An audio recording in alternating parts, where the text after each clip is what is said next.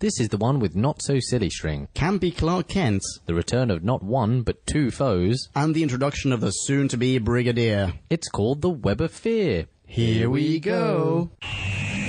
We're embarking on a voyage all through time and all through space. Counting Daleks, Thal and Ood, and the Cybertronic race. Sontarans look like taters, and Silurians all have wonky scales. And the Doctor has a TARDIS, we're reviewing all his tales. Who back when? Reviewing all of who there is. Who back when? Subscribe and rate on iTunes, please. Episode by episode, we're trudging down this temporal road. Come join us on this odyssey. What other choice could there be than who back when?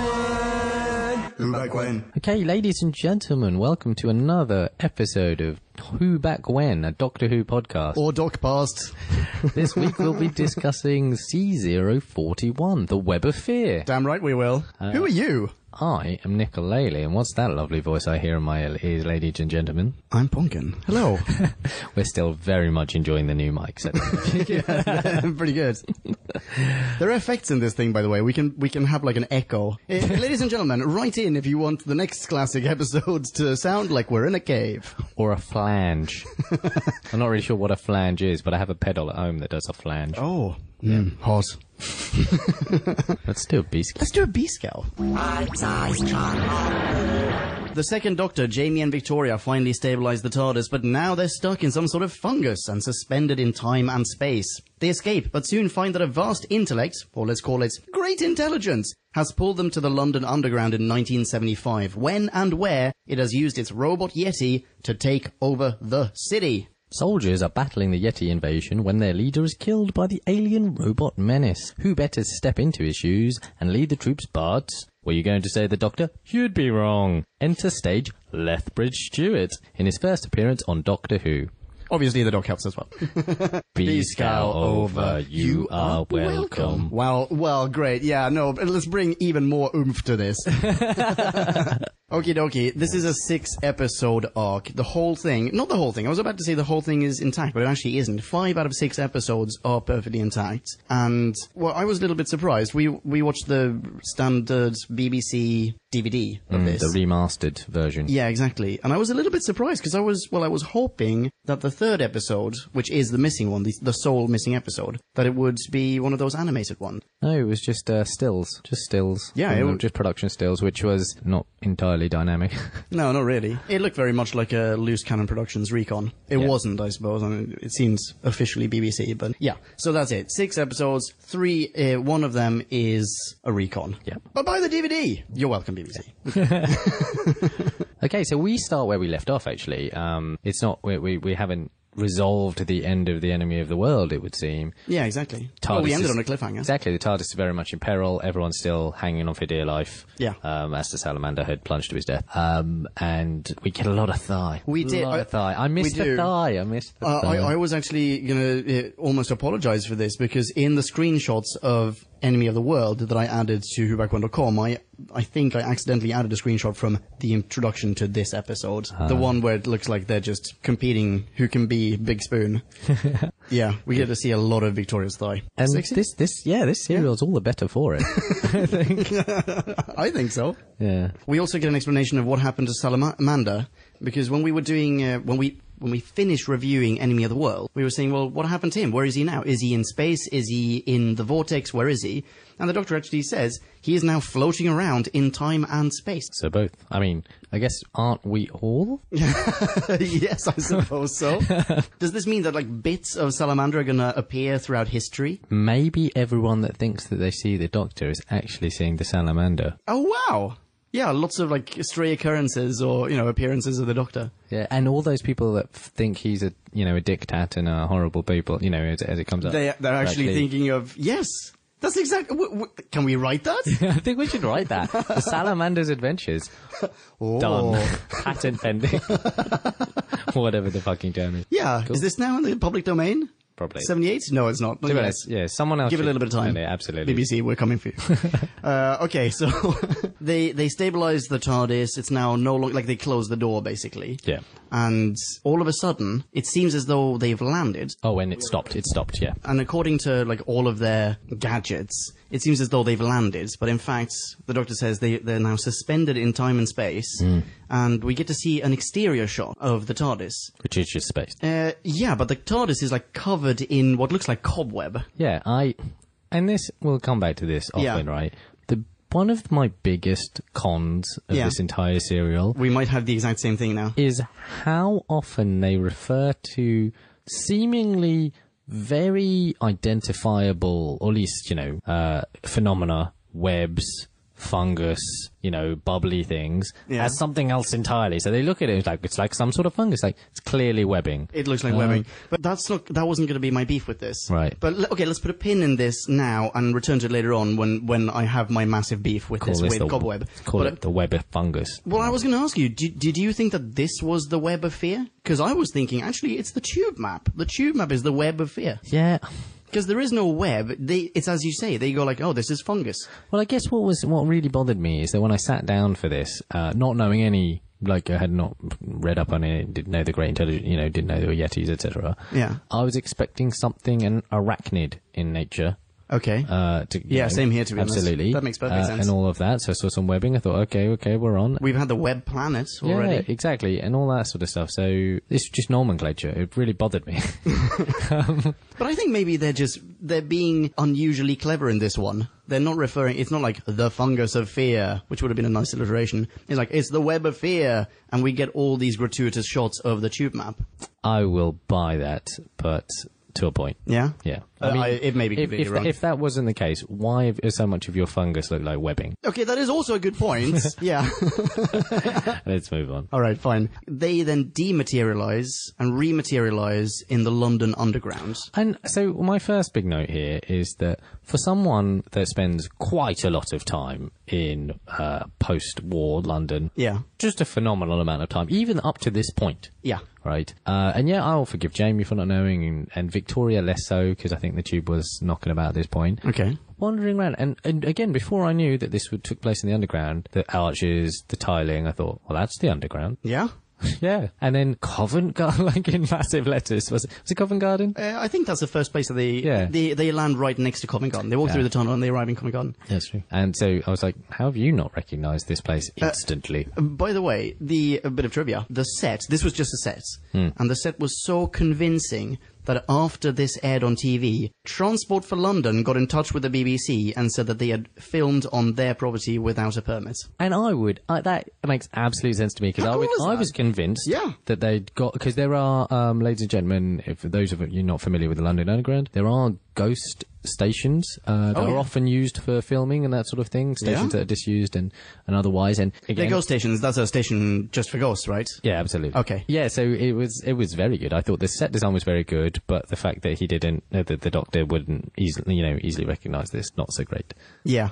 Actually, I think we've jumped a little bit, but it doesn't really matter. The next thing that they do is they materialise in the London Underground, but at this point we've also got a glimpse of a character whom we met in The Abominable Snowman. Oh, yes. Professor Travers. Yeah, although he's morphed into Professor, my note is Professor Mumbletron. Mumbletron. I don't know what the fuck he's saying half the time. Yeah. I am Jowly. He's in the home, or like the viewing the private collection. It's a museum, I think, because at some point he does say my museum and collection, and one of my notes is definitely a private collection. Yeah, I think so. Belonging to I don't know, insert Jewish stereotype. What's his name? Silverstein. I'm a Jew, so I'm okay to say something this. Steen. Something Steen. Silverstein, Goldstein. Goldberg. Let's just call him Goldberg. I think it's Silverstein. But anyway, something. I also did. It is Silverstein, Julia Silverstein. There you go. When I thought it was a museum, I put, "Why light your museum like Nosferatu's broom cupboard?"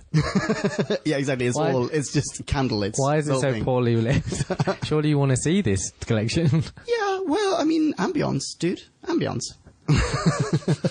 All right, so he's in this collection. This dude, Silverstein, Goldberg, he has, among other things, got one of the Yeti that Professor Travers brought back from Tibet. So Professor Travers, you know what? Sod it. Go to whoback1.com and listen to our Abominable Snowman episode, because this is a direct sequel to that. In Abominable Snowman, the Doctor fights Yetis that are not Yetis. They are, in that review, referred to as Yetis, by the way, because they're just robots that are meant to look like Yetis. This is very important. I'm bringing this up because I want to put a pin in that as well. And it turns out that Yetis were constructed by the Great Intelligence, whom we all know from New Who. So here he is now, and for some reason he's parted with it. Why does Silverstein own the Yeti? I don't know. I mean, as a academic and scientist and all those sort of things, he thought he'd make a quick buck. I'm not really sure. So Professor Travers just sold the Yeti. Well, because yes, he did say Silverstein. we had an agreement, and he sold it. And Oh, they actually say it. Okay. Oh, I can't remember, but I'm pretty sure there was an agreement, and that's why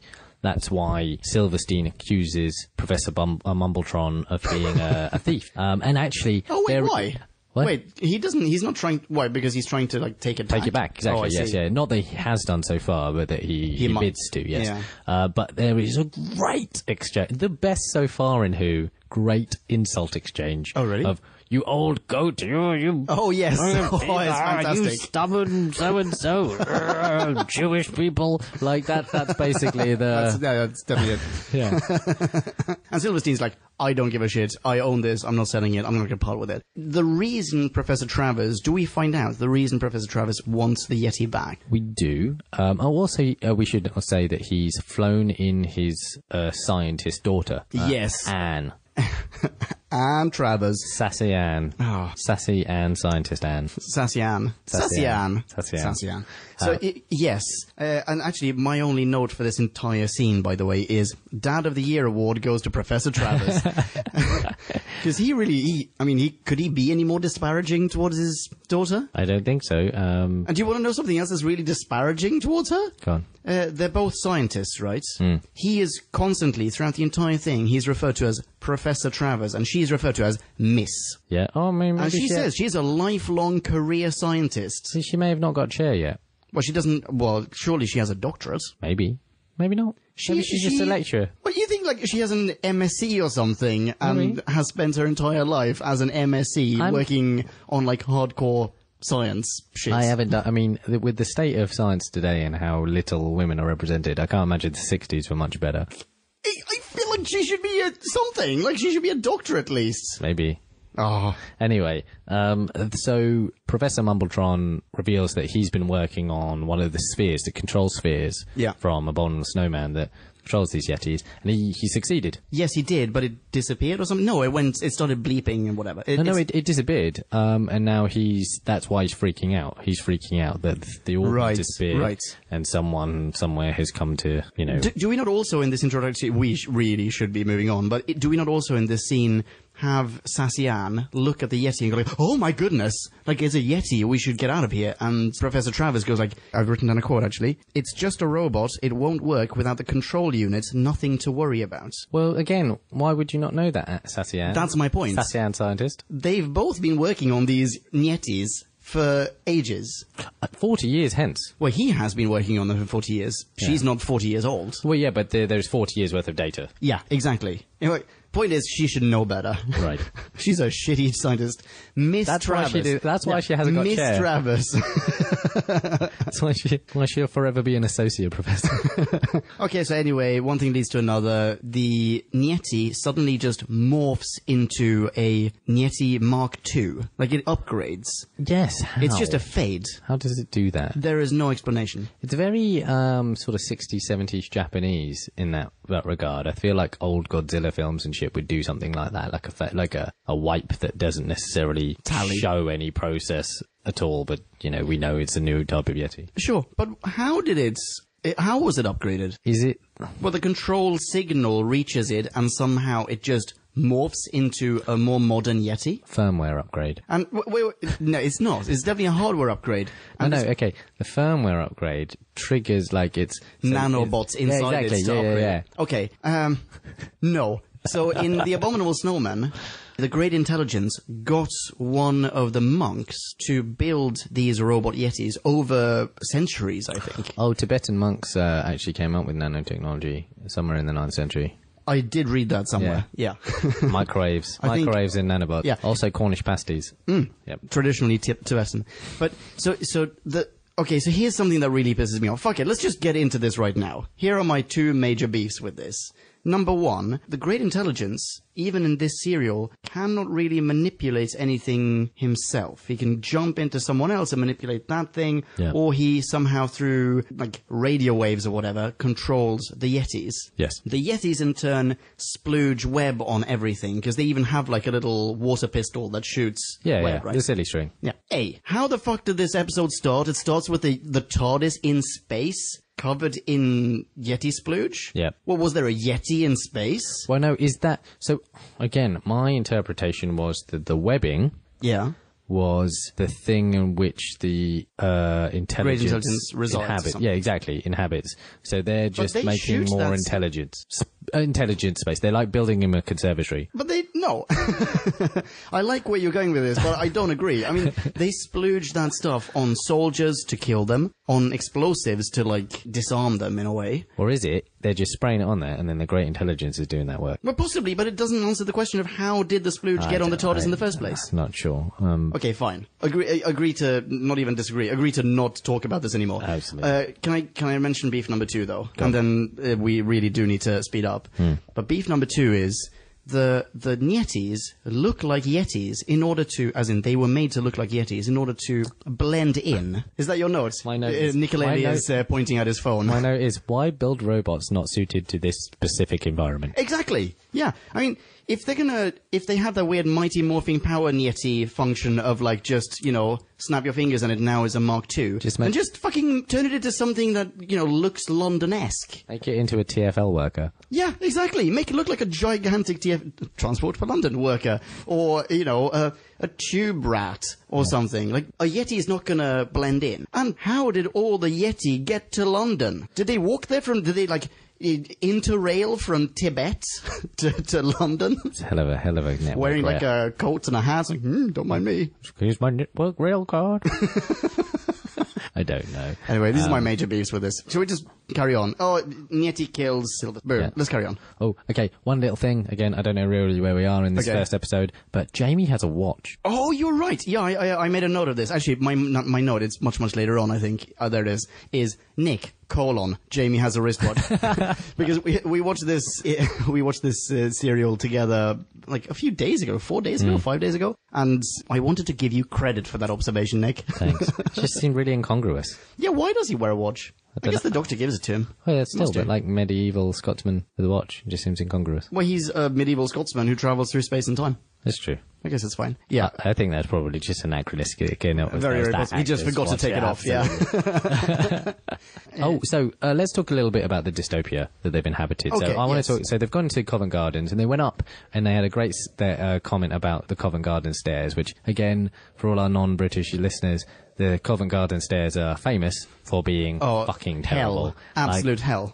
Just, I don't know why, but there's like 8 flights of stairs and everyone, it's really hard. Even, when you, at the bottom, if you are unfortunate enough not to be able to take the lift up, there's a sign that says, like, 842 steps to the top or something. Like, yeah, have fun. So yeah, they made and it was nice for me as a Britain in 2016 to hear that callback 50 years later, and we haven't figured out how to make Covent Garden any better.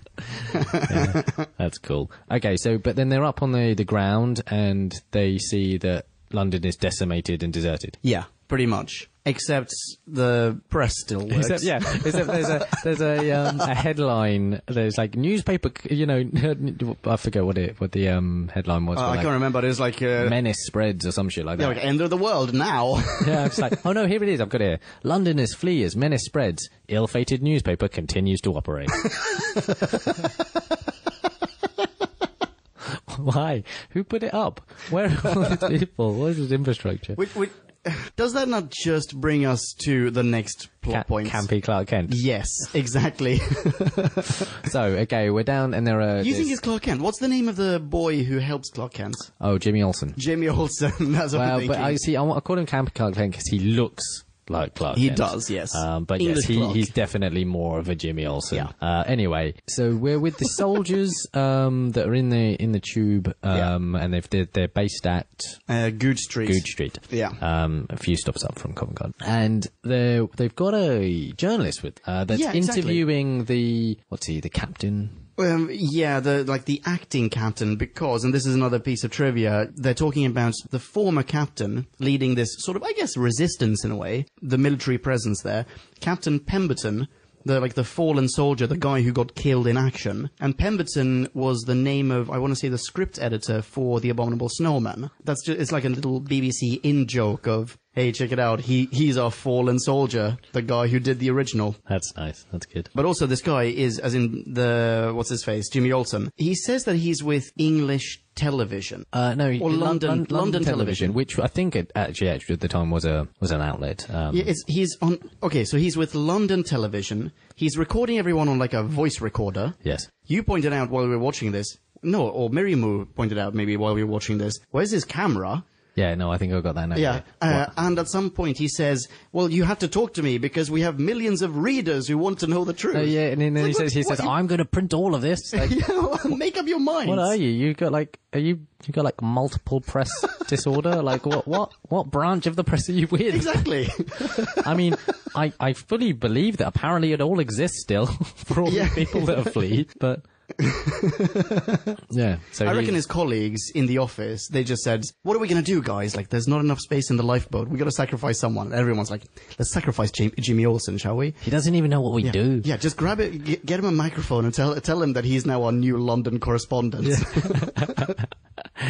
Yeah, he's just the temp. Yeah, exactly. Just the temp. Okay, well, so we've established that there are soldiers, they're leading some sort of resistance. Yeah. And they've also got their Danvers with them. They've been seconded into this mission. Sorry, Danvers? What? Travers, the professor. Yeah, exactly. Why did I say Danvers? Is it both of them, in fact? Yeah, both of them turn up. Professor and Miss Travers. Yes. And in the meantime, the gang, they go with the good old, tried and trusted, let's split up and meet back here in 10 minutes trope. Actually, I think, and I don't know if this is certain here, but it's just like, let's meet in exactly a few minutes. Wait, is that a quote? No, I don't think so. But it was basically, I was just like, come on, guys, be exact. Yeah. And also, they split up with, like, the capable men to one side and a Victoria, who over and over again in this serial proves herself to be... No! It's the other way around. Damn it. It's later on. It's later on when Victoria's on her own. Oh, yeah. Ignore me. Okay, so what happens is that Jamie and Victoria go one way to look... Because there's a wire going somewhere. Yeah, and the doc wants to follow that. Like a power cable, I think. Yeah, soldiers carrying. Cool. And my next note, Nick, Jamie has a wristwatch. Yeah. Here we go. To be honest, there's not all that much to say about the rest of this episode. What we do get... No, wait, there's tons of shit, man. No, I don't think so. There's tons of shit, man. Okay, go, man. Okay, fine. Do you want to do your final bullet point, and then I'll just bullet point everything that we absolutely have to mention? Fine, okay. I was basically going to say the Jamie and Victoria get captured, and the doc is off, and the soldiers blow up the tunnel.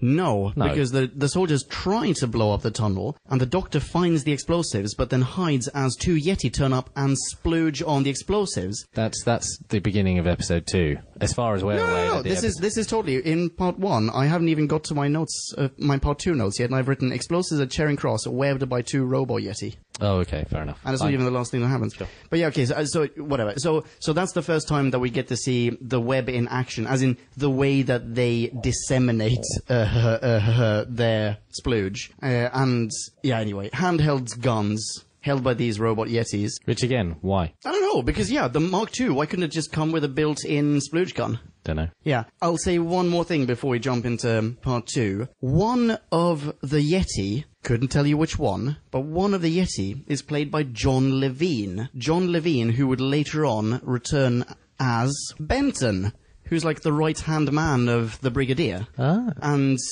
somewhere, didn't I show you this when we were watching the film? Yes. I met John Levine at like London Comic Con or Film and Comic Con or something a year ago or 2 years ago. And by the way, fantastic chap. John, if you're listening, please come on the show. So weird. This guy who played a very significant character, like a very important unit officer, he started his Doctor Who career as a Yeti. How awesome is that? That is awesome. I think that's pretty amazing. All right. Anyway, end of part 1. Part 2. Part 2. They're interrogating Jamie and Victoria, right? Yeah, exactly. Who's this doctor? Where is he? Where is he? Well, why didn't you mention him before? Yeah, all that sort of stuff. And at some point, someone says something like, "Oh, come to think of it, we didn't hear an explosion." It was like, well done, soldiers. Yeah.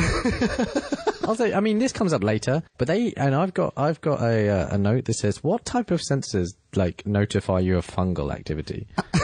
Yes, exactly. Because they've got this like light up switchboard that tells Yes. them which parts of the tube are infected with this fungus. And I thought, have you got no sensors that detect, giant fuck off explosions? Or Yeah. have you spent all of your budget on fungal sensors? Yeah, but also, do you have earballs?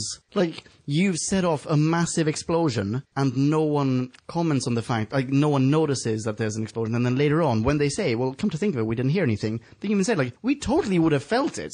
Like, we're close by. We blew up a huge section of the London Underground. It's just more questions. Why are you also underground? I didn't think about this. Why isn't there base of operations in like a building somewhere? Why is it also in the tube? I don't. You know what? I think it's that their actual headquarters are elsewhere, and they only have like maybe they're tracking the Yeti, and it seems as though the Yeti are based in the underground themselves, and that's why they've set up camp in Goose. Oh no, I get why they're down there. That's pretty much my assumption. But when you're setting off explosives underground, why be near it? I mean, because presumably it could all come down. Well, they're a few stops away, right? Which I can't remember which stop it is that Doc finds the explosives. Charing Cross? Charing Cross. Maybe. And they're at Good Street? That's a significant ways away, man. Yeah, but it's all underground, is it? So, Yeah, so what? Can it all not all come down? What? All the way from Charing Cross to Good Street? I don't know. Isn't it like there are 2 or 3 stops between Charing Cross and Good Street, I want to say? Yeah, probably maybe 4. You think so? I'm going to go with 3. Definitely not looking at it. Oh, yeah, let's not look that up. But either way, it's far enough away, I think, that they're okay. Okay. Anyway, we have the acting captain, Captain Knight, who hitherto keeps going, I don't want to talk to these youngsters, Jamie and Victoria. Just lock them up somewhere. Just put them in the rec room. And every single time someone says, well, maybe we should interrogate them. He's like, I don't have time to talk to these youngsters. We've got, warring to do. And then all of a sudden, when someone goes, actually, I don't think that this blew up, he goes, quote, I think it's time we had a chat with those 2 youngsters. Yeah, I guess. I mean... Maybe I'm being petty. Well, at one point, it's like, how did you get down there? Oh, you guys are just trespassing. It's like, if you're at this horrible state of, like, war and you've had to evacuate this one of the most major cities on the planet... Yeah. They become more interesting to the kids. With all of those things that happen, all the terrible things, the kids are down there. They're not playing, clearly. Yeah, exactly. If They didn't anything, just wander off for a stroll. they could have just assumed that these were traumatized civilian survivors, right? Yeah. People that didn't make it to the evacuation or whatever. Is there a pocket more? Are there... what's happening? Yeah. Why are you the only 2 Well, fucking kids? Nick, I'm pretty sure Captain Knight et al. Asked them, was there anyone else with you? And they said, no. And that was it. That was enough. Done. Okay, great. We've now established there was just 2 people. Okay, fair enough. Anyway, so we have a bunch of soldiers attacking some Yetis. These Yetis, I mean, the Abominable Snowman is a lost episode, so I've not actually seen the Yetis in action. I've reviewed them, I've heard them, but I've never seen them in action. And the way that they walk around here, I fucking love it. It's fucking hilarious. It's amazing. They're like the Wombles of Wimbledon. Yes. Why do they waddle so much? Like, who designed this for a very, Oh, so good. for a confined space? And imagine how warm it must be in one of those. It's so good. But so we get a few soldiers just firing at them. Over and over and over. Firing at them. Actually, maybe this is when they meet Jamie and Victoria. But, I mean, they must have been fighting these Yeti for quite some time. I never Months get this. and months. There are so many sort of sci-fi fantasy dystopia that are like this. Yeah. We've been fighting them for 10 years. Bang, bang, bang, bang, bang. So why are you still shooting at them? like- Don't you realize it doesn't work? just in case they need to read a magic number. Till it's like, 5 bullets didn't work, but 6 might. Well, 6 wasn't the trick. What about 7? While that's happening, though, the journalist is listening in on like over the radio, and he can hear gunfire, and he can hear people dying and screaming, and he says, quote, great stuff. He's going for All of my millions of listeners. He's going for the Pulitzer. Apparently. All right. The TV Pulitzer. What happens next? Because my next note is, God, Victoria is so fucking dumb. To be honest, I don't think lots happens of substance until Mumbletron and Victoria and Jamie meet. Okay. I think that's my next big thing. We meet Evans. The lorry driver. Oh, Let's move to Evans. Evans is great. Talk to me about Evans, So man. Evans is, from my mind, he's sprung out of the television exactly like one of the characters from Dad's Army, which was another show of a similar time, airing at a similar time, about the Home Guard during the Second World War. Basically, Very recently, there was a movie adaptation. Came out yes, in the cinemas. and the premise of that is a hopeless ragtag bunch of old age pensioners, incredibly young people that weren't fit for service in the Second World War, but were tasked with guarding the home front. And they were hilariously ill-equipped and just awful. Exactly. Awful militia. And that's exactly what Evans, that character is bumbleleaf.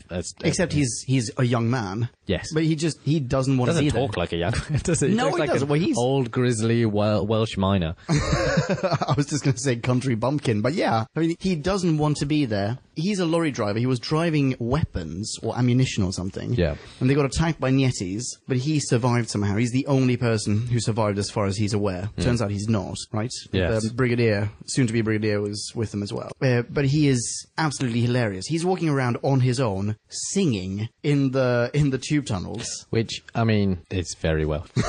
They literally sing everywhere, for everything, yes. Singing is a Welsh pastime. Sure. And I think at this point, it's him, it's Jamie, and a couple of soldiers, right? They're the ones that meet up, and Jamie goes, now I know why my note was Victoria's so fucking dumb. Because Victoria's been kidnapped again, hasn't she? No, not yet, because the way that she meets Professor Mumbletron and Anne is that, I mean, she's captured, they're already captured, they're captive, they're captive. Oh, by the soldiers. Exactly. Oh, I see. And then they're introduced somehow to the professor, and I think it's Jamie and or Victoria noticed. It's Victoria. Victoria recognizes him. Yeah. Which is actually really nice, because she is, in this serial, across the board, I mean, she's an idiot. Yes. She is so dumb, but she's the only one that recognizes him, and then I guess Jamie recognizes him as well. I don't know, I'm not even sure the Doctor recognizes him. The Doc hasn't met him yet. Hasn't met him, no. But Victoria recognizes him, and they have their reunion, which actually I really liked, because it's one of those great things, as a fan of New Who, we love a recurring character. Yeah. James Corden in The Lodger and, River Song, those sort of characters that pop back, and we're all like, oh yay, and there's more to this story, brilliant. Yeah. So that's nice, because, one of the great advantages of moving temporally is that you get to pop back into someone's life, right? Yeah, and meet them later on, and exactly. So I actually really like that. That was cool. Agreed. And this is the first time that we get it. Before we jump into episode 3, did you notice that the Doc wasn't in this one at all? It did sort of halfway through. I was expecting to have like a major cutscene. Yeah, it took me a while to realize it. I had read that in one of the episodes, while they were shooting one of the episodes, Troughton just went on holiday. And it was when we were approaching episode 2 that I went like, oh right, this must be the one. I love old tales of the BBC. Just like how Wild West it was. Like how absolutely new this medium was. And people hadn't figured out things like contracts properly. So he was just like, I'm out, peace. I'm going Cornwall. Fuck you guys. Or maybe it's actually, I mean, I reckon they must have told the writer, well, we need 6 episodes, but can you make sure that the Doctor's not in one of them, because Troughton's really hammering on about going on holiday. All right, here's an interesting aside. What do you think the lead time at this point of writing to filming? Because nowadays, the seasons are written like a year in advance. Yeah. Then it goes through multiple edits. Tons of pre-production. Table reads, more edits. Yeah, not just that, like they just have to build sets, they have to cast people. It's a much more rigorous procedure now than it was then. Absolutely. But I reckon there are weeks in between. I reckon there are weeks. A couple of weeks. Yeah, that's exactly what I think. That is exactly what I think. So, they're shooting one week and then they're releasing it the following. There's no time, because otherwise he was back from holiday the following week, right? Why not just shoot his scenes? They couldn't, because that episode has already aired. I absolutely think that's exactly what's happened. Yeah. They just hadn't got hold of his schedule. Maybe. He's like, I've had this caravan booked for ages. I love that that's the kind of holiday you're imagining Patrick Troughton going on. Absolutely the type of holiday. Let's go on Butlins. Alright, so episode 3, which is the missing episode. And, so as I recall, your notes are fairly sparse on this one. Jamie not stuck now. So Jamie and Evans were, at the end of episode 2, pinned down by this tunnel full of candy floss, and there was no escape, and then somehow there was. Yes, I don't know why. You know what I think? I think that's the cliffhanger of this episode, isn't it? Yeah, of episode like 2. Of episode 2, that's the cliffhanger, and then in really? episode 3, which is the stills, they become unstuck, and then we don't know why. Oh, right. I see. Or possibly that's just another plot hole. Also, I've written that somewhere, but I think that's way later. I've got a note for episode 2 that we may have missed, which just says "cuddly wuddly floof smoot," Does ring a bell. which I think I was referring to the Yetis of how not at all menacing they are. Yeah, they're just huge teddy bears. Huge teddy bears, huge Totoros, tottering round, and I couldn't help but hug one. It overcome me. Okay, well, let's jump into episode 3, quote unquote properly. I've got a little bit more written down, and maybe you'll remember what this stuff means. I didn't necessarily. Okay, let's start off with the Brigadier turning up. He's not the Brigadier, he's the Colonel. The Colonel. Colonel Alistair Gordon Lethbridge-Stewart. He turns up. Not the first time that Nicholas Courtney has been on Doctor Who. When else was he? He played a completely different character. He played a character named Brett Vian in the massive 12-episode, all of it missing, William Hartnell serial, The Daleks' Master Plan, which is fucking amazing. Ladies and gentlemen, go back on Who Back When and listen to that. Yeah, I mean, it's a solo, so you're going to have to listen to me talk about 12 episodes. But it is such a good serial. I recommend the audiobook, actually. But Nicholas Courtney played a different character in that one. And here he turns up as Lethbridge-Stewart. Lethbridge-Stewart, we last saw him facing off with Missy, right? In a Capaldi episode. He wasn't on TV because I believe Courtney has already passed away now.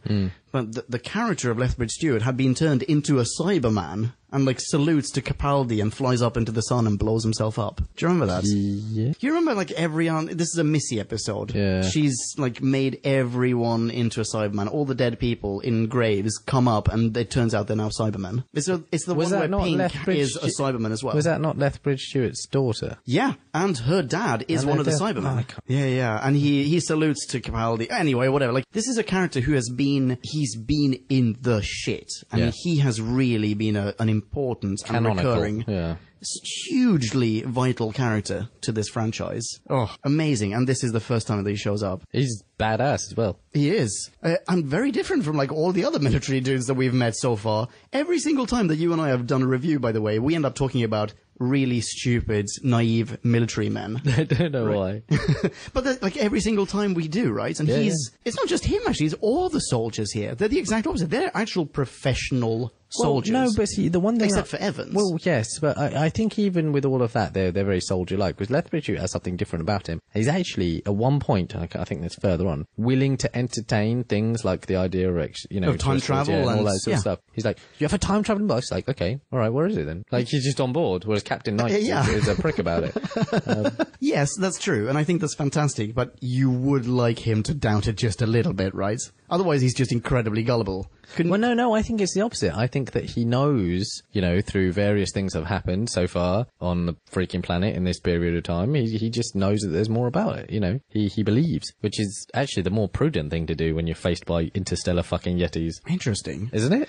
Well, so you reckon that I think that's a super good theory, but so you reckon that he believes the Yeti are alien in nature? Yeah, I think so. Or at least I think that he's fine with that as a hypothesis, because nothing else really fits. I think he thinks that, that's entirely plausible, which opens his character up for more exploration because, part of the military that can accommodate all of that. There's another possibility as well, by the way. It doesn't happen in this one. It happens in the next... I just read this in the trivia. The next time that he shows up, I haven't seen the serial in question, but it's a serial called Invasion, or The Invasion, and it's a Cyberman serial, and it's the first time that we get to meet Unit. Yes. And very possibly, I'm sort of assuming, he may already be part of Units, or maybe he is at least on Units' radar already now. We don't know this, and the BBC doesn't know this. Or he's forming Units, Yeah, also a possibility, right? So that means that this is his career. He works with alien shit and, protecting the Earth and so on and so forth. Makes sense. Yeah. Anyway, my next note is that they have a military briefing, and I've written, briefing looks like the Top Gun briefing meets General Akbar's presentation in Jedi. Yeah, it's a bit like that. Yeah, that's true. Well, I mean, the stills at the very least. Yeah. I've written so little for this one, actually. It's not easy, ladies and gentlemen, to be reviewing an episode that doesn't exist. It's I've got fungus around the circle line. Yes, we've got that. And we find out that there is a traitor. This is very important. Yeah, this is hugely important. So there's a traitor in their midst because the Yetis... The Yeti dolls, I think, are missing. Isn't that how it works? Yeah, and it calls them to stuff. Yeah. And essentially, their movements are known by the enemy. Yeah. Well, like the Yeti are drawn to those Yeti dolls. The Yeti dolls, the Yeti... avatars. Yeah. Yeah, which we get to see in The Abominable Snowman as well. There's been sabotage as well. I've written sabotage to the main door and to the explosives room. That's what it was. It's not the Yeti dolls. That's later on. It's they want to set off another bomb. The Doctor has this amazing plan of let's put the explosives on like a wagon or something and roll it over to the Yetis, and if it hits a Yeti, it blows up, and otherwise we have a detonator. But then when they go to get the explosives, it's all like full of pulsating fungus gloop because someone puts possibly one of those dolls in there, or someone just cut open a lock and let the Yetis or gloop in there. I'm not sure. But yeah, anyway, so they have no explosives. Yeah, in fact, my note is explosives room is full of alien gloop, and everyone's just like, okay, let's go back to the sausage fest. Yeah, I think that's a fair summation. And I think what I meant by that back then on Wednesday, whenever it was that like they know that someone must have fucked with this, and they know that there are now, at the very least, they know that there is an alien presence in their goddamn explosives room. Yeah. But they just stick around in the same base. Like, they don't leave, they don't try to fight it, they don't, like, cement it or anything. They just go, yeah, fuck it, it's fine. Let's go back to the sausage fest. What else can you do, eh? And I think that's probably the most significant thing that actually happened. I think so as well. I think we can plow on through. I think so as well. I think we end episode 3 thinking that the traitor is Jimmy Olsen. Yes, because he's bolted, isn't he? Exactly, he's left. Yeah. All right, so episode 4. I start off with female hysterics from Cool Anne. That's so crazy. I've got a hysterical female note somewhere in here as well. Why? That's crazy. She's hysterical. Oh no, I know what we end up with. Exactly. Is that the Anne and Professor Mumbletron get knocked out? Yeah, there's like a Yeti comes into their room. Yeah. Does it follow does it go after the dolls? Is that why? It might well be, but either way. It's straight up Steven Seagal's, both of them. It does, and Anne comes to, in the beginning of episode 4, to reveal that Professor Mumbletron has been abducted. Yeah. And goes absolutely batshit crazy, which, absolutely, your father's been abducted. I recall that you had a theory at this point when we were watching this. What? Your theory was like, why was she spared? I bet she's the traitor. Actually, yes, that was. That is in one of my notes here. Why take him and, why take him and not kill Professor Mumbletron, and why not take Anne? Yeah. But my sort of thing there was like, why is she so hysterical? Because she's usually very cool. Yeah. I mean, earlier she had some great tete-a-tetes with Captain Knighton and was very very, very calm and collected, and she just loses her shit. So at this point, actually, so that's spoiler to my review. Mm-hmm. One of the best things about this serial is the whodunit, who's the traitor in our midst. Exactly. It's almost a little bit like, what's that science fiction movie called? I mean, it's later on. Sorry, this is a bit of a spoiler, but like, when we finally get to the end of this, we realize how the whole treachery was performed. And it is a little bit reminiscent. And in fact, all of these little interludes of paranoia, is that person the traitor? Is that person the traitor? Can we trust those and those and those? It reminds me a little bit of, is it Puppet Masters? Is that what it's called? Yeah, yes. You know those sci-fi films where you got there's an invasion, a film called Invasion as well, with Daniel Craig and Nicole Kidman. It's all the same kind of shtick. So it's, I think, a fairly common sci-fi trope where you have an alien that like latches onto your back and it takes away. In fact, there's a Doctor Who episode with like a big beetle that latches onto your back. Oh, yeah, for Turn Left. Oh, well done! Yes! Oh my god, JD is right now jumping up and down. That's his favourite episode. Really? Yeah, I think so. Okay, cool. Is this? I think it is. JD, am I lying? I think it is. Yeah, anyway, hi JD. Let's move on. So we get this description of the intelligence, the grey intelligence, which I... you mean we're left with two? Yeah, okay, so like, fine. He's shut up. It's a formless, shapeless thing, like a cloud of mist. It's like, that's a form and a shape. Yeah. It may not be, geometrically easily described, but that's definitely not formless. But it's not a hypothetical, abstract concept. I know, mist is real. I Ask Jamie. Yeah. That travels through time and space. But actually, intelligence is cool. Intelligence is wicked. Oh, it's fantastic. I need to bring back more great intelligence into Capaldi. Yeah. Well, no, we haven't. No, we haven't yet. We had Matt Smith. It was Matt Smith. Was And the a last time. bad version of it. Not great. The Snow Globe. That's led by Withnell. Yeah. Okay, so we thought that it was Jimmy Olsen who was the bad guy, right? And then you brought up, and I'm pretty sure that I agreed with you at that point, oh, it must be the daughter who's the bad guy, the traitor. Yeah. And we're about to think that it's Evans who's the traitor, because now Evans and the Doctor, and possibly Jamie, I can't remember, they find the TARDIS. They go to the TARDIS because they reckon Jimmy Olsen's run there. Because Victoria, the fucking idiot, told him that there's the TARDIS, right? And the TARDIS is completely covered in gloopy shit, like it's just in all this web buff, right? Yeah. And the Doctor gets Evans to take a sample of this fungus, and pop it in a Fungus little web. yeah, and pop it in a tobacco box. Right? Yeah. So now we have a sample of web, which he wants to analyze and which Evans has been tasked to carry for him, right? Then very shortly thereafter, we're back in the base and the Doctor opens the box and it's empty, and we now realize Evans must still be carrying the gloopy web bath on his person, right? Well, I think actually the point is that he got rid of it, done something, but... But you think so? Well, the thing was with that, it's like, that would be just the worst espion. Yeah. Well, it's so incredibly... He even, like, openly says, here's the box with the web. I want the box back when you're done. Yeah. Ugh. All right. Well, or maybe that's just a plot hole. But yes, no, I think at this point we do, and they say, maybe it's Evan. Yeah. My next note is Hell Yes Bazooka. Yes. Okay, so we get that magnificent action set piece. Led by, Alistair Gordon, Lethbridge Stewart. Brigadier Badass. Soon to be Brigadier. Yeah. Currently Colonel. God damn it, he deserves to be a Brigadier right away. Colonel Kickass? Colonel Kickass. There I you go. like it. It's amazing. Yeah. It may possibly, it's certainly, it's the least brainy, but it's definitely the most entertaining part of this entire series. for me. Absolutely. All underpinned by the score. Which is the Cyberman music. Is the Cyberman music, and again, sounds like the freaking Mysterons and Mr. Scarlet. Bum, ba, bum, ba, bum. No, I can't do it. This is the voice of the Mysterons. Yeah, Soundbite. Cyberman soundbite. Yeah, I've well, already Mr. got that. Yeah.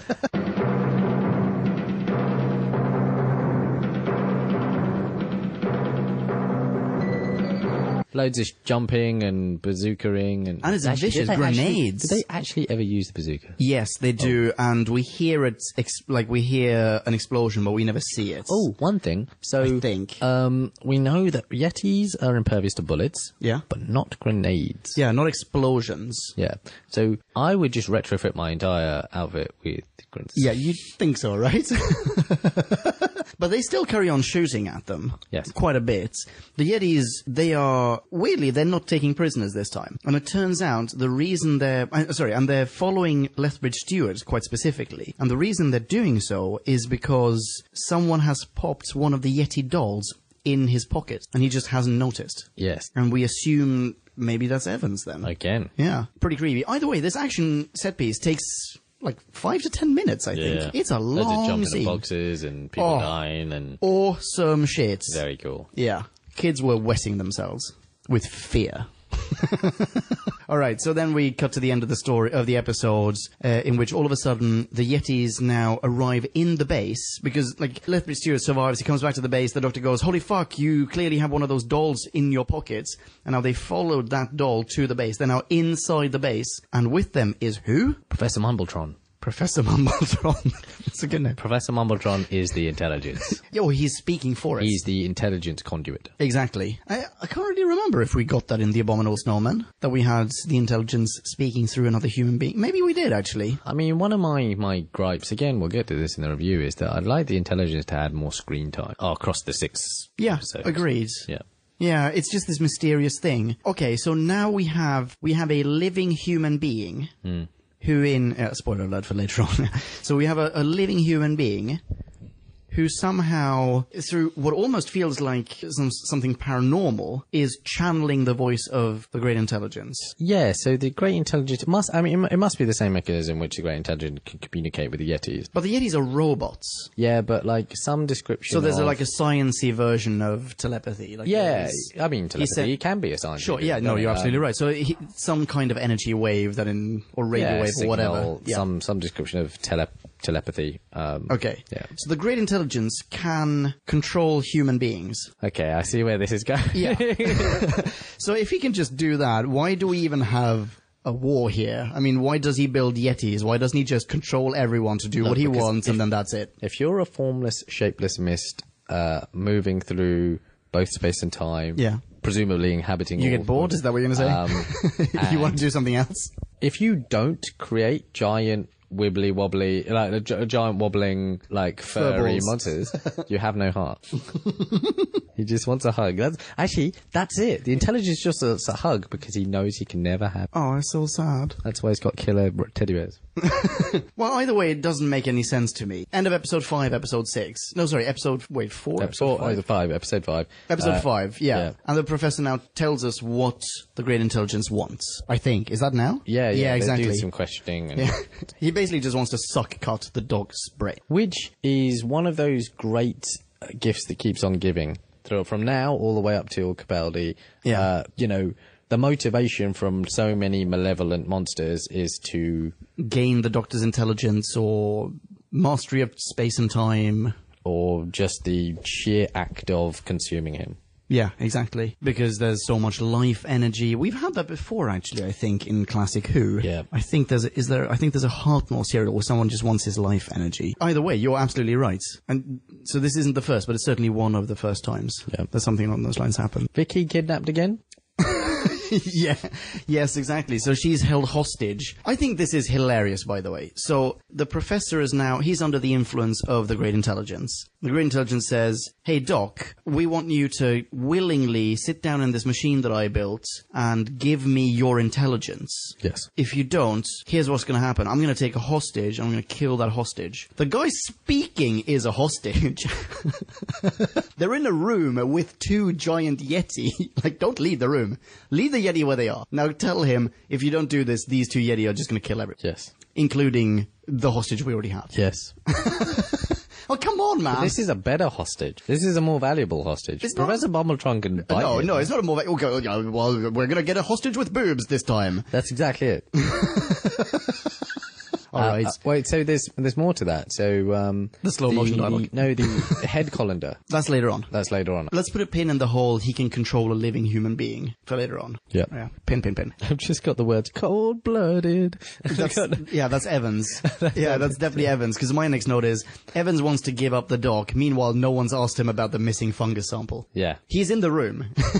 Evans literally just going, well, let's save the girl. Actually, in fact, it's not just the girl. That's the thing. The professor says, the professor says, I'm going to take a hostage, I'm going to kill this hostage, but I'm not just going to kill this hostage, I'm going to kill everyone here. Yeah. Why does Evans You don't even get need hostage. any say in anything? He's already deserted them at one point. Hasn't he deserted them twice now already? He deserted the people that were fighting. He's just a deserter, He's a serial deserter. which I gotta think that as an army person, as a military person, is basically the worst type of thing you could possibly do. Or hanging, right? Yeah, right.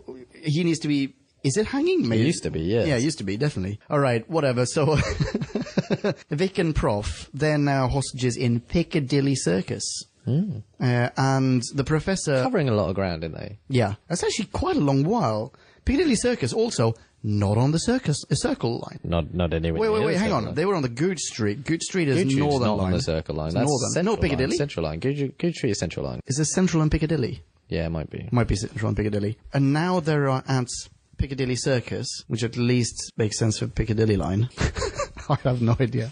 Either way, they've covered a lot of ground, you're right. But the fun thing about the scene is that the professor snaps out of it. Yeah. Nicolele is looking up a London tube map, ladies and gentlemen. Can't help it. Yeah, go for it.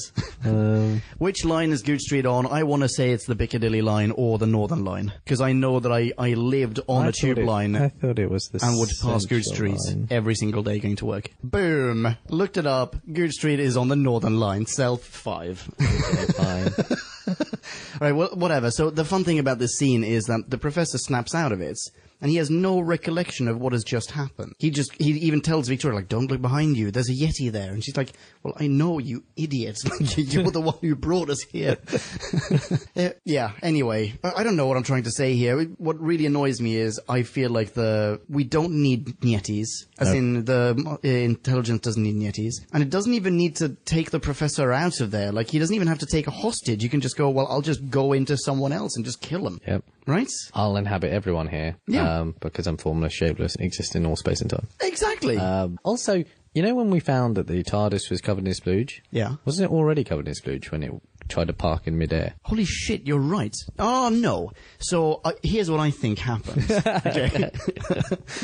I reckon they're in space. Sure. Then the great intelligence that has no way of physically altering anything, has no physical influence on anyone, somehow physically splooges on the TARDIS. The TARDIS is now stuck in, like, whatever. And it's not the TARDIS that dematerializes and rematerializes it elsewhere. It's the great intelligence that takes it from there to, as in, like, controls the TARDIS. But that's not my point. My point is that the splooge is still there.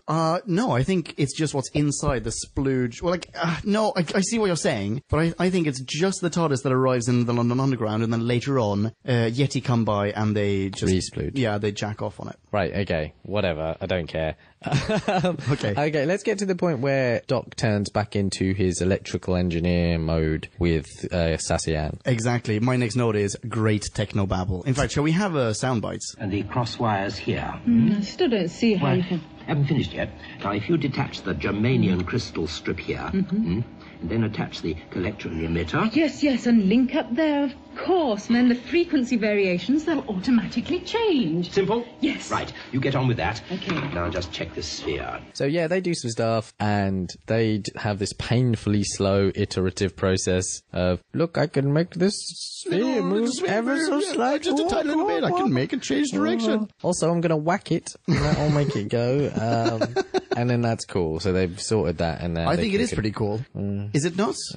Okay, well, either way, the idea being that this sphere, it's one of the control spheres that fits into the chest's whatever panel of a Yeti, and the idea being they're now going to capture a Yeti, pop that sphere into it, and that way they're going to be able to control the Yeti itself. And not just that, they also have another little gizmo that somehow just turns off Yetis. Oh, I've got a thing. Close range, though. So that A looks like a Pong controller. Okay. Their weird little thing. Yeah. It looks exactly like a Pong controller. And then the second one was like, okay, so they spend an inordinate amount of time just making the sphere move slightly, right? Just slightly. Yeah. And then the Doc goes, don't worry, I'll just reconfigure it to make sure it now does voice commands. Like, That's a huge leap. you're going to do what now? You're going to teach this thing English? And the thing, yeah, because later, And slang? Well, actually, when we go through it, and when Jamie does some of the controlling and other people do some controlling, it's not standardized phrasing. No, it's not like forward, stop, Just left. like, yeah, cup your balls.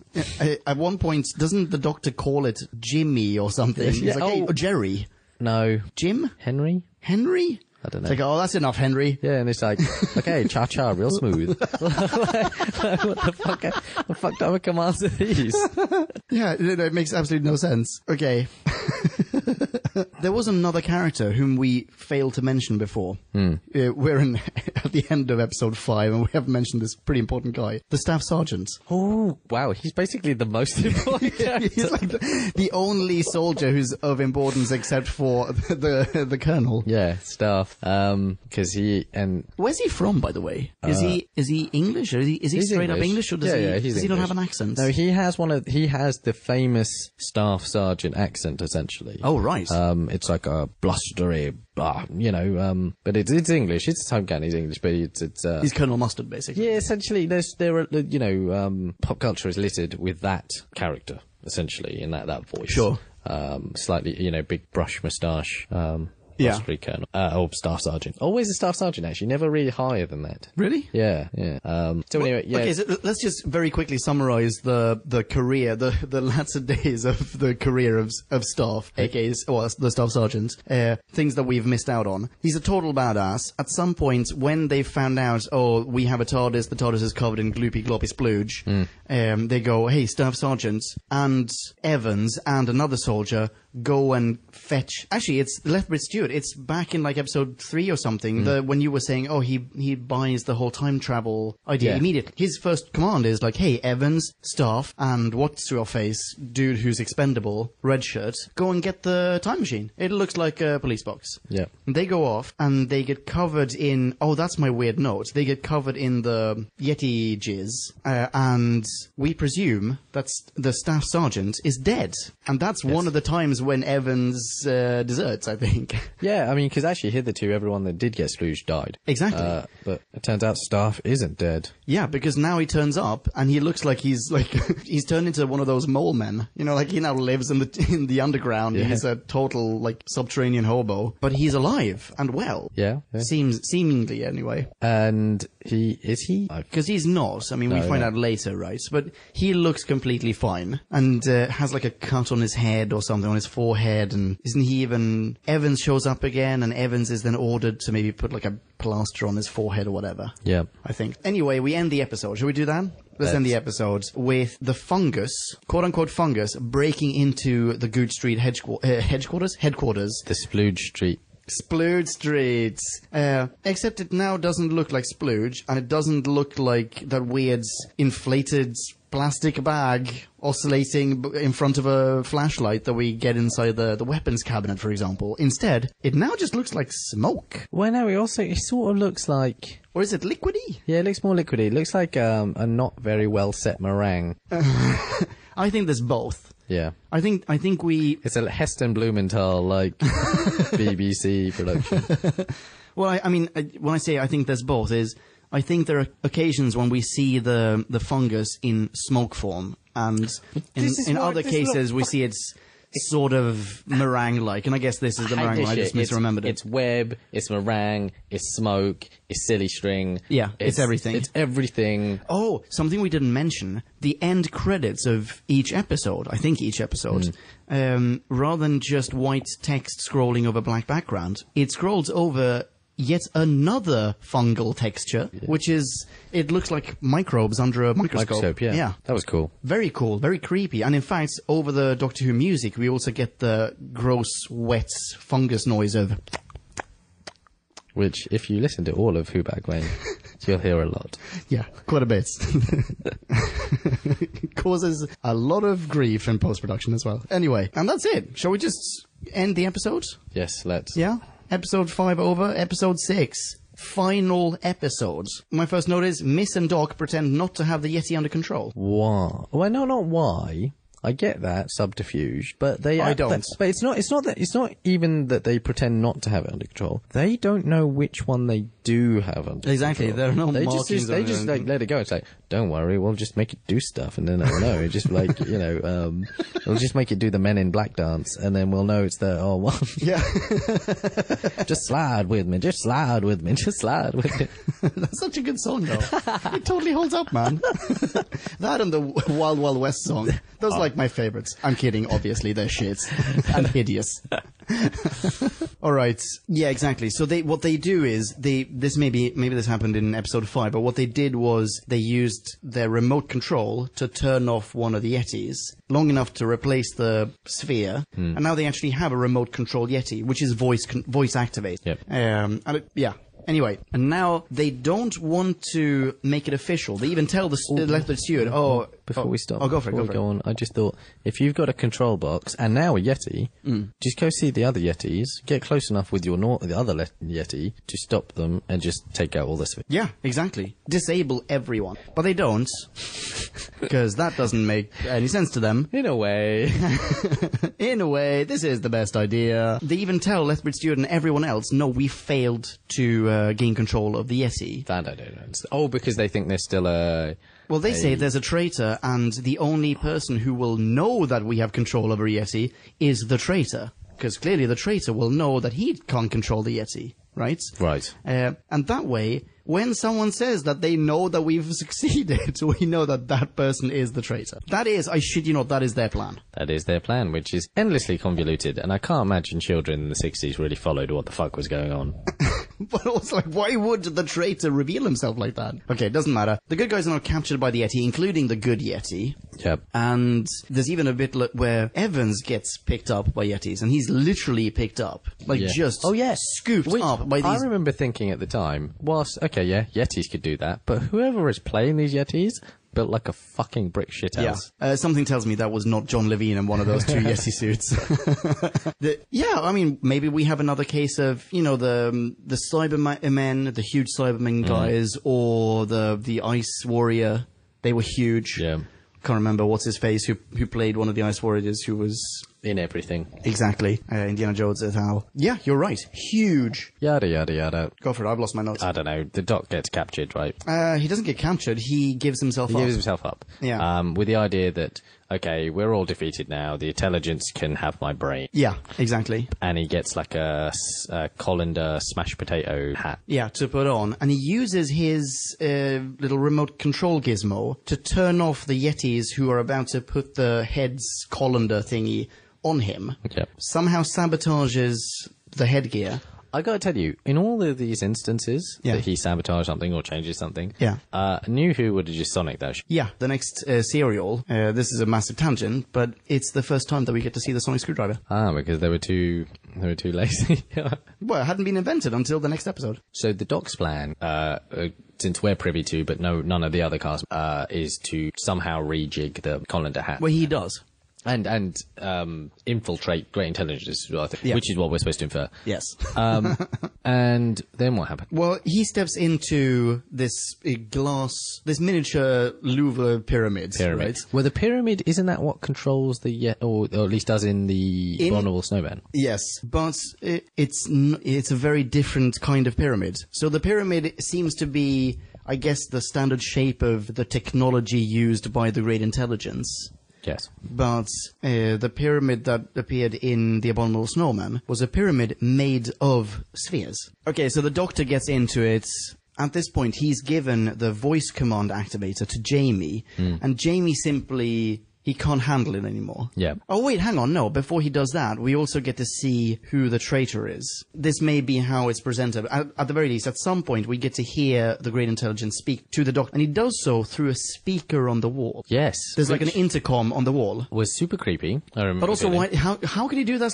Why does he do that? Why not just talk through anyone? Because he did talk through the Professor before, right? Well, now, see, again, spoiling for my reviews, but I would rather that great intelligence rather than the one that can inhabit all things and then control automatons. Yeah. I would rather creepy, like, can speak through, speakers and do that sort of, which I think is what they will do with the great intelligence in the future. Yeah, it's more tech-based. Yes. But yeah, that bothered me. I was like, what, how come you've just inherited this power now? We're 6 episodes in, man. Yeah, well, it seems to me like, I'm not sure if I agree with you, because it seems to me like that's much easier to do than just talk through someone's mouth. Well, no, quite, exactly. That's what I'm saying. It's like, I'd rather that. Yeah, exactly. Sorry. Yeah, well, I agree with you. But since we already have established that he can speak through people, he wouldn't even have an intercom on the wall. I have a question for you, by the way. Who's built this headquarters for him? Who's built this lab? Yeti. They're not really dexterous enough to do this.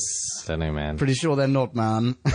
Well, more problems here. Okay. Does he ever need to speak ever? Can't he just beam his thoughts into everyone's brain? Yeah, I would think so, yes. I mean, that would be a really shitty show. Yeah. It'd be a really terrible Doctor. At some point, the show will just end, and if anyone asks why, it'll be because the Great Intelligence won. Yeah. So I finally just thought about it. But yeah, okay, so he announces that, I'm going to reveal the traitor to you now over the intercom. Yeah. And then in waltzes the traitor, who is... Star. Yeah. Whose name is Arnold, by the way. Arnold. Yeah, which, again, at the end, they're like, it's Arnold. Like, who's Arnold? And we had it's to look at each other like, which one's Arnold? Oh, it's right.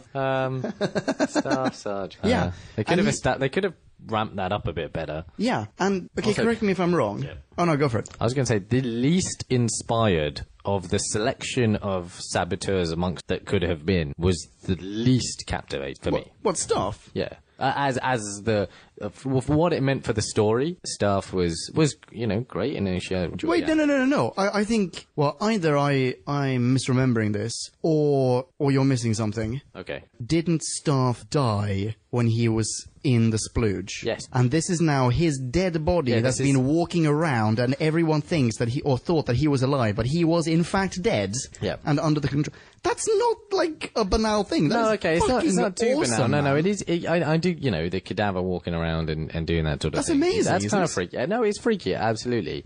But I think it would have been way cooler to have dumbass Evans be the great intelligence. Yeah. And then what it tells us then is that the intelligence has the capability of masking himself, like of playing the chameleon. exactly. And The that intelligence. is so freaky because then he could be anyone at any time. Any character that we encounter from that point to this in Who could be the great intelligence, which opens up a fucking Okay, yeah, that's true. But okay, here's my theory. I think Evans was controlled by the intelligence at some point. I don't think that Evans just like threw away that fungus gloopy splooge.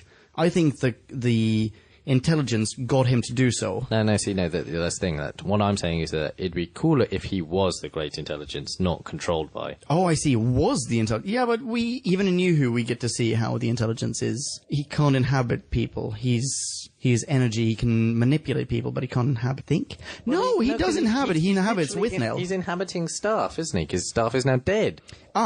No. Well, is he? Yes, he is dead, but is he inhabiting him? Because this was going to be my question to you, and this is the reason I said before, like, we even get the scene where Evans puts a plaster on his forehead, because when Staff shows up now, he's wearing, like, a metal head thingy. Yeah. Which seems to be what's controlling his lifeless body to enabling his lifeless body to walk around. But before he was getting a fucking plaster on his forehead, and he wasn't wearing a metal crown. Can we go with the coolest option here? The coolest option that he doesn't need the metal crown, and actually he's just using it. It's weakened at Arnie's. He's using Arnie's body. Because that is the just, like, coolest version. Yeah. Yeah, agrees. Let's roll with that. Fine, let's go with that. But I'm pretty sure. I mean, I might see if I can grab an episode 6 screenshot just to see if he's wearing something on his head. Well, regardless, Jamie now panics because the doc's about to get his brain sucked cut and tells the good Yeti, "Kill everyone, save the day," which you're able to. Smashes the pyramid. Smashes pyramids, kills Arnie again. Kills all of the other Yeti, right? Yep. Or is it that they die when he smashes the pyramid, maybe? Smashes the pyramid, all the Yeti die. Okay. And the great intelligent, Exactly, and we basically end the episode on the Doctor being quite disappointed. admonishing Jamie. Yeah. He's like, no, you don't understand. When I fixed the colander thing, it was so that I would suck the great intelligence's intelligence out, and he would be no more. But now he is somewhere in space and time and might return. Because very clearly at this point, he was already a returned foe. He was bound to return again. Yeah. I thought that was cool. Because I always think stuff like that. I just think, well, while everyone's waiting for this, why doesn't someone just smash that? Yeah. And he did, and I was pretty impressed with that. Yeah. End of... Serial. Yeah. Web of Fear. Reviews. You go first. Thank you very much. I feel really bad for what I said before. Do you want to go first? Yeah, I'm going to go. I'll go first. So you go first. Okay.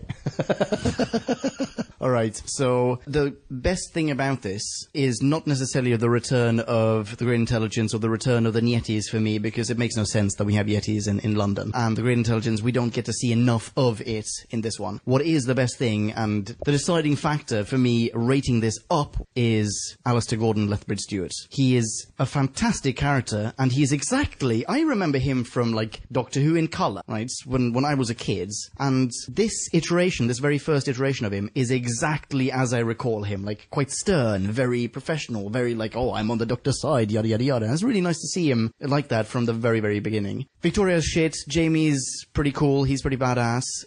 Loved Evans as comic relief. I loved the paranoia element of who's the traitor. Is he the traitor? Is she the traitor? And we ended up being wrong every single time, by the way. We had how many theories? I don't even know. 4 or 5 while we watched this. We were always wrong. The Doctor is really good, even though he's missing from an entire episode. I enjoy him, and I loved the technology behind it. I like the idea that we're now going to tweak the spheres so that we can tweak a larger machinery, so that in turn can then manipulate an even larger machinery. But here's the thing. The Yetis are actually inconsequential because he manipulated the headgear. In fact, everything is inconsequential because he was able to manipulate the headgear. All he needed was the remote control that Miss Travers had already fixed. she had already invented it, right?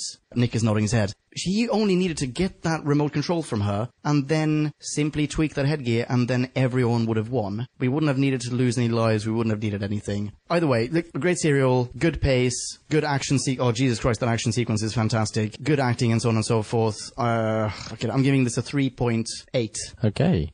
Only rating it down for all the plot holes. Fair enough. As always, I agree with a lot of the things that Pumpkin says, except for pace. I don't agree this is well paced. Okay. I think over 6 serials. I think that there's probably 2.5 episodes worth of good material here. Actually, saying that, we both agreed on that when we watched it. Sorry to interrupt you. I think the pace was they stretched a lot of stuff for no good reason, running around the tube stations without a lot of purpose or a lot of action or a lot of meaning. Lethbridge Stewart was awesome. Action scene there was awesome with the bazooka and everything. Evans was awesome, funny as hell, and good Dad's Army impression. Ancillary characters were very much that. Actually, I don't think Victoria had nothing to do other than be lost and be a sexy 60s fic. Jamie had some good stuff. Whilst his character wasn't especially progressed in any way, he had some good things to do. Motive was again kind of there. I was actually completely there. Well, I bought it, but not over the six episodes. It was it revealed itself towards the end. Yetis are inconsequential. Those are big plot holes there. Basically, how does the intelligence works is the big plot hole. What he can do and what he can't do, or that the being can or cannot. And, the sort of the, hey presto, I can absorb this thing with a couple of tweaks to this, helmet, even though it took me 4 hours to move this ball slightly to the left. And also I can teach it English. Bothered me. But yeah, the sort of the intrigue, the whodunit, was kind of cool. And the cadaver is, reanimated it's so cadaver. Cool. That's cool. Yeah, that is cool. Yeah. Having said that, I think there are more interesting permutations of someone else being the traitor. And it being I think Evans would have been a way cooler idea. So with all that being said, I'm going to give it a very strong 2.5. 2.5? It's a strong, it's middle for me. Oh, wow. Well, I'm coming off the back of what was one of the best serials ever. Which one was that? That's The Enemy of the World. That was really fucking good. So I'm going 2.5. I think that's fine. I could watch it again, but I also couldn't. It's also fine for me to not see it, but I wouldn't be upset with it. Well, I have the DVD now. I'm definitely watching it again. Okie dokie. Nice one. 2.5. Holy shit. We have some listener minis as well. Yes, we do. Let's jump into those. Listener minis. Okie dokie. So we have 3 listener minis / maxis, reading them in chronological order. First one comes from Trenton Bless. Hey, Trenton. How you doing, man? Waiting for a response.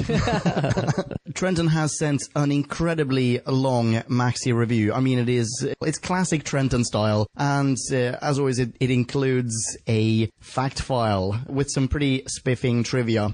As it's such a massive maxi review, we're just going to truncate it. We're just going to read a couple of excerpts. Nick, do you want to pick one? Let's. The web of fear is a tour de force for Douglas Camfield. He's masterly a creeping terror. Victoria lost alone in the tunnels. Shock reveals, lurking yetis, the fungus, and the spectacular battle in Covent Garden. He also polishes moody dialogue scenes. The Doctor explaining the intelligence and secrets of the TARDIS to the Colonel, possessed Travers revealing the intelligent plan, and the row at Silverstein's museum. Kablamo. I'm going to do his in conclusion. He says, so overall, what do I think of this serial? Well, it's better than its predecessor, that's for sure. This was the serial that cemented the Yeti as icons, like the Ice Warriors, the Cybermen, and the Daleks in my eyes. I mean, the serial had iconic villains, so iconic they were pulled up for new series revivals. Well, the Intelligence was anyway. Indeed, it would be nearly 45 years before the Great Intelligence returned. Oh, really? And when he did, he came back in a big way, tying up loose ends and overall being a great villain. So I'm giving the serial a 4 out of 5. The serial has its problems, but they are so few and far between that they aren't really worth mentioning, are they? The sets were fantastic, the monsters were classic, and Troughton and the rest of the cast were at their best. The serial is maybe the best of season 5 of Classic Who so far, but we still have two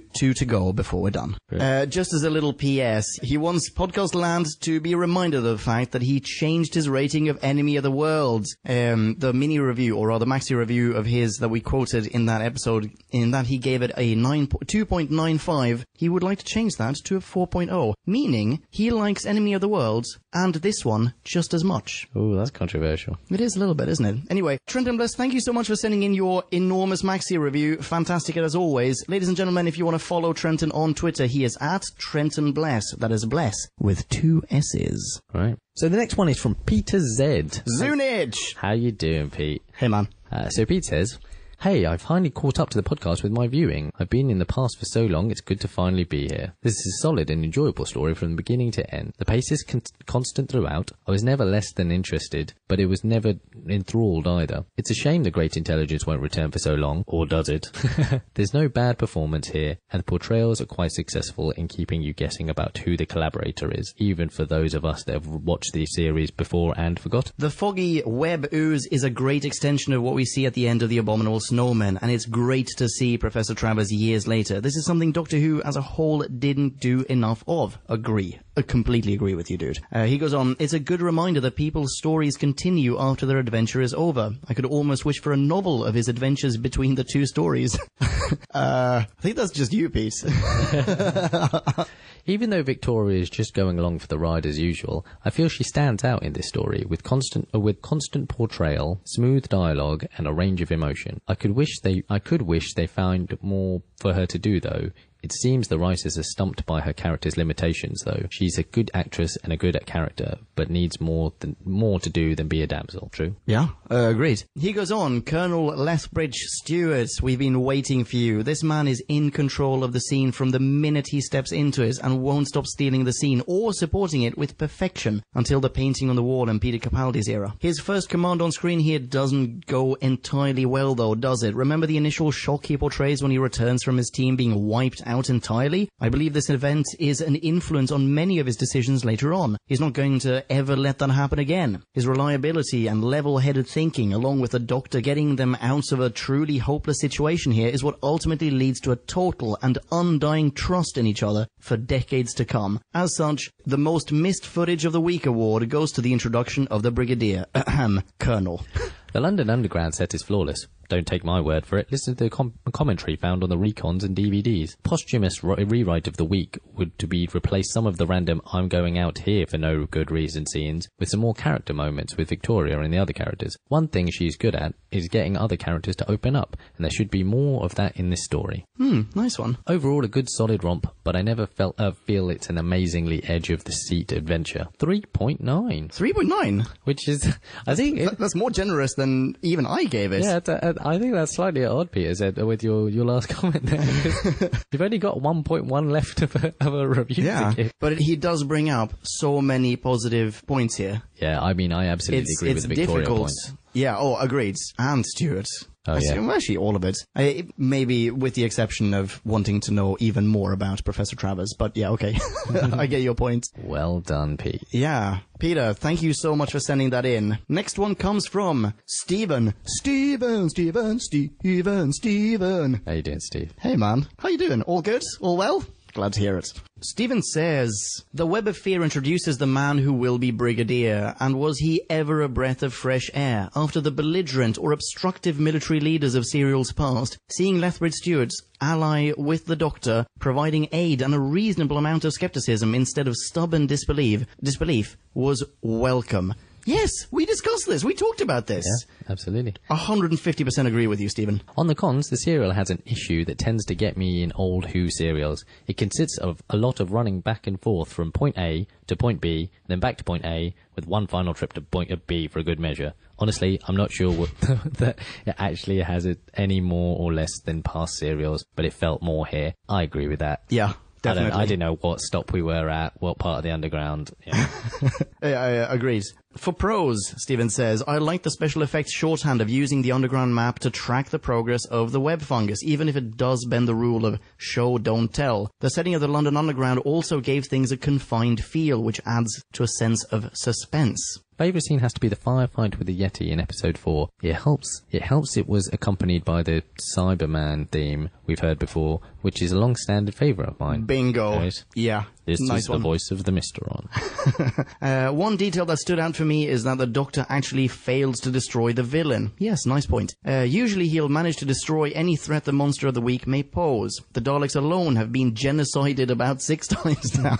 And along with that comes the irony that with all the concern over who was a mole for the intelligence, it happened because of the one person the Doctor could trust implicitly. Nice. I originally had my rating pegged at about 3.5 or 3.6 because I'd forgotten the firefight, but that brought it up for me enough to declare my final resting at 3.9. Nice which is review. The same as Peter said. 3.9 seems to be, that's what people had in mind. Yeah, 0.1 less than Trenton. And what was yours again? It was 3.8. Pretty sure I get it. So I'm an outlier. Yeah.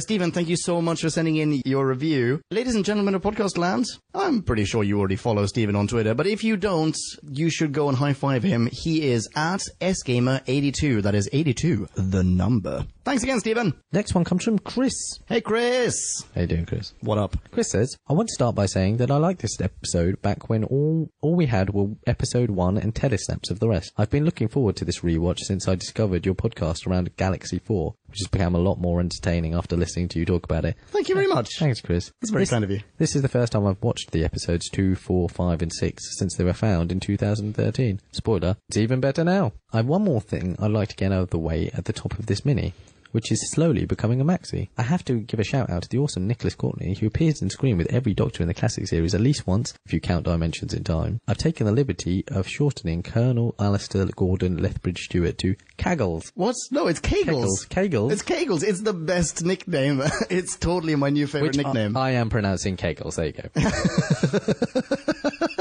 Kegels. It's Kegels. Kegels. Mirimu is we're recording this in front of a temporary live studio audience, and Mirimu is looking at us like, what? No, that's hilarious. That is actually hilarious. Chris, well done. What are we going to do when he's Brigadier? Bagels. Bagels. Bagels. Then he's bagels.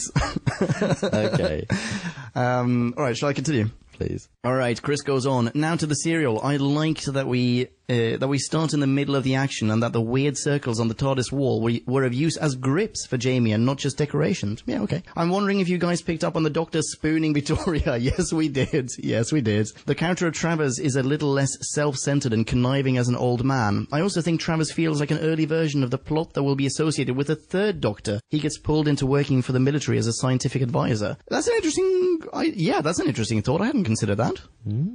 I like that Victoria is the one who recognizes Travers, considering that she is his real-life daughter. Yes, yeah, I made this point in The Abominable Snowman, but yeah, definitely. It's the actual father of what's-her-face who plays Victoria. Sorry, I interrupted you there.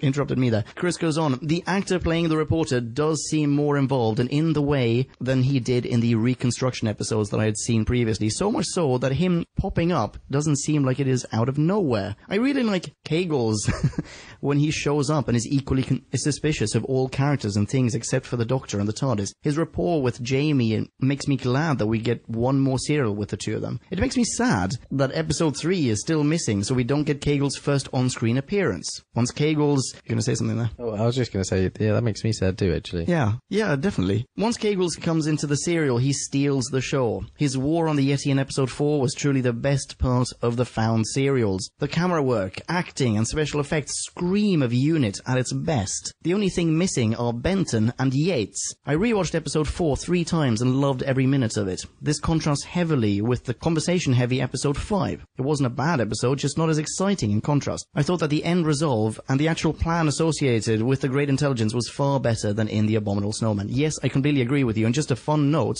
in a way, Benton is in this episode, because Benton is also played by John Levine, who is here in the shape of a Yeti. Overall, I would have given the recon that I'd previously watched around 3.0, but the serial is so much better than the visuals. I give it 4.7, with my only major mark-off being for my annoyance with one plot hole. How was the TARDIS trapped in the web in episode 1? Yes. The Yeti... You shush. You let Chris speak. The Yeti are the ones sparing the net from the weapons and not the Great Intelligence. Yes, How exactly. did the Yeti get... Stop! How did the Yeti get into space to trap the TARDIS? Chris, yes, absolutely. Oh my god, that's exactly what we said. I completely agree with you. Why am I squeaky? I don't know. P.S. The big difference from a recon to a mostly full serial gives me hope that maybe Galaxy 4 wasn't as bad as we thought. Well, maybe. Yeah, maybe. It'll still be super sexist about high maintenance chicks versus slug monsters, and beauty is everything. Awesome mini review, Chris. Thank you so much for sending that in. That's a very generous rating. Very. 4.7. Huge. Okie dokie. I think that might be it for this week. What are the next reviews that we have coming up? New is Human Nature. Goddamn right it is. Classic is... Fury from the Deep. And I know what audio here is. Oh god, what is it? The Escapegoat. The Scapegoat. The Escapegoat. I'd like to escape that goat. Yeah, well, let's see if we ever review that one. Nick, can people follow you on Twitter? They can. Here's a soundbite of us quite poorly singing your handle until we think of something better. NIKULELE. Still prefer the rap. The rap is awesome. The rap is great, yeah. But you can follow me as well. I am @Punk, and here's a soundbite of JD singing how you spell that. PONKEN, Punkin. Thanks, JD. Ladies and gentlemen, thank you so much for listening. Catch us next week. Until then, be rad next to each other. Rock on and ciao. Bye. Kablamo! Did you enjoy the show? Then please do what the cosmos compels you to and spread the gospel of Who Back When. Tell your friends. Don't have any friends? No problemo. Tell some strangers. Like us on Facebook. That's facebook.com/Who Back When, all in one word. Are you on Google Plus? Then find us on Google Plus. That's plus Who Back When. And when you do, tell us why you're on Google Plus. Who Back When just got its very own Twitter account, no lie, so give us a follow. You guessed it, that's @Who Back When, all in one word. Check us out on SoundCloud, vote us up on Reddit, listen to us on Stitcher, and head on over to our website, whobackwhen.com, where you can leave a comment, submit a review of your own, and peruse our visual index of aliens, monsters, and more, which increases in kablamos with every episode. And lastly, give us a rating and review on iTunes. Not only would it make us super chuffed, and it really, really would, but as thanks, we will transmigrate your iTunes nom de plume into the credit list of trailers for fake Doctor Who audiobooks produced by Who Back When. Have a poke around our bonus episodes to make no sense of that. That's it. Rock on and be rad and excellent to each other. Catch your earballs in our next classic Who review, new Who review, or, still funny, audio Who review. Ciao. Who Back When?